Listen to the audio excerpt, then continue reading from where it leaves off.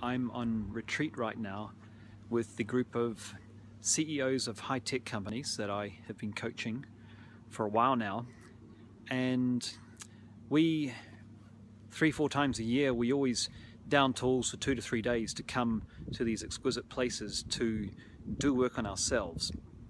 And I'm going to talk a little bit about why we do that, what the results of doing that are, and what happens if that doesn't occur in this video, to give you a sense of the importance of the work that we do in the hope that it can inspire you to grow yourself as well.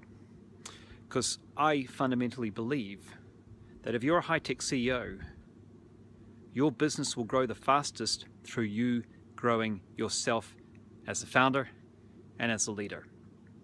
So what do? We come away, we have calls once every single week, we do one-on-one work, we get together as groups, we do everything in our power to raise the next version of ourselves. You know, a lot of companies out there, they're very busy creating the next version of the product. But the problem is they're not creating the next version of themselves as the leader, as a chief sales officer, as a chief influencer, as a chief pitcher, as a chief establisher of joint venture partnerships, to really raise their performance. And if that isn't occurring, then no matter how good the product is, it's going to falter and flounder. And what I notice is the typical trajectory looks like this. A high-tech CEO starts a company because they want to change the world for the better. They have a passion which is expressed through their product. And the relationship between them and the product is like a relationship between a parent and a child. As a parent, you want your child to reach its potential, and as a founder of a company, you want your product to reach its potential on the global stage. And somewhere along the parent's journey, you realize that for your child to reach its potential, you have to increase your skills, your mindset as a parent. And self-aware entrepreneurs realize the same thing. Because if they don't, and if they don't attempt to get better as the leader of the company, then here's what happens. You end up not achieving the dream. The product doesn't reach its potential. You have regrets when your company fails or fails to reach its capabilities. You don't reach as far as you could globally, and you don't make as much impact as you could locally with your product and services. The reality is often that you're living month to month, cash flow to cash flow, never paying yourselves enough, seldom paying other people enough either. And even if you are bringing in revenues, chances are it's not that profitable. Cash flow is still an issue. Sound familiar? Month to month, survival mentality. This is the base of Maslow's hierarchy of needs. It's not a fun place to live in survival. And what do most entrepreneurs do? Well, most of the 100 plus I've worked with, over 90 in fact, when I first met them, they were coping with this conundrum by cannibalizing other aspects of their life. What I mean by this? I mean they were working long hours to try to make everything work. They were being the martyr. But that time didn't come out of nowhere. That time had to be taken from somewhere else. So what did they take that time from? Well, they took it away from themselves. They took it away from their hobbies. They stopped looking after themselves. They took it from their families, from their sons and their daughters. They cannibalized other aspects of life and therefore cannibalized other parts of their identity to fuel one-dimensional business growth and a one-dimensional identity as a one-dimensional entrepreneur. And they told themselves along the journey, well, this is just for now, you know, just for a phase. Sooner or later, I'll get back and I'll get my exit event, and then we'll sail into the sunset and I'll pick up where I left off and I'll take my son to soccer practice again, or whatever it was you wanted to do that you put on hold for 1 year, which became 5, which became 10, which became more than 10. And here's the sadness that I see.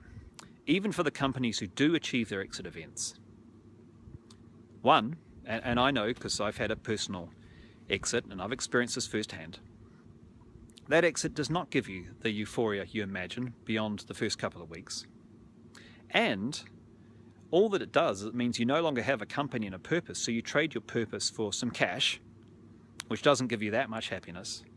And the real problem, though, is that over that 10-year period, you've become a person who has become really expert at becoming one-dimensional, at putting life on hold, at working outrageous hours, at falling into some really bad habits as a leader, as a chief influencing officer, and as a human being, frankly, as well.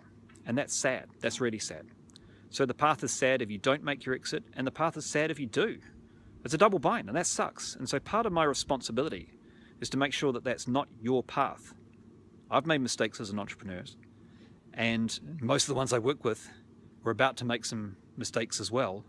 But by working together, by coaching, by working as a team, by having solidarity, by introducing to other CEOs, we're learning from each other. We're avoiding mistakes.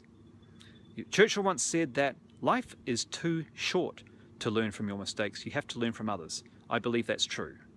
And I've found that through learning from others' mistakes, mine, the group, we've been able to accelerate the growth of these companies massively. The impact is, well, we're still in the process of measuring that, I'll be honest. You know, we haven't been around for 10 years for me to be able to say these are the exits they've achieved. We've only been working at it for 3 years. However, what I can say is that in those 3 years, 100% of the companies that I've helped to get investment have got investment. Now that's pretty astonishing. 100%, that is above the industry average. Of the companies that are focused on revenue growth, their average revenue growth was over 300% per year. That's pretty astonishing. That's above the industry average. In fact, that's Deloitte Fast 50 level on average. And the companies who are focused on margin growth achieved over 600% margin growth. That's well above the industry average. And that's for companies with 40 to 50 people in them. It can be even higher for smaller companies. So that can be the difference between life being hell and life being heaven. But those aren't even the things that I personally have been most proud of in the entrepreneurs who have been the ones that I've coached and worked with. The things that I've been most proud of is how they have changed as human beings, how through being introduced to new techniques of leadership, new techniques in how to coach and delegate their team, new ways to sell authentically, new ways to position value, new ways to pitch, new ways to become resilient, superior methodologies through up-leveling themselves, they've become better human beings. They're spending more time with their families than ever before. They're working normal hours. They're giving time back. They're having their hobbies back. They're indulging in practices such as yoga or meditation or running or swimming, things that they thought they had to put on hold. They are being happy right now rather than imagining happiness will come from some future event. And you know what I'm most proud about? Is that they're actually role modeling a higher standard of leadership to their team, to their families, and to the future generation of entrepreneurs in this country. So that other kids look at the possibility of becoming an entrepreneur and go, that sounds cool. I get to be happy now as well as change the world for the better. And the end result is these companies are changing the world for the better. I strongly believe that in this country, New Zealand, where currently dairy is our #1 export, we can have technology be our #1 export.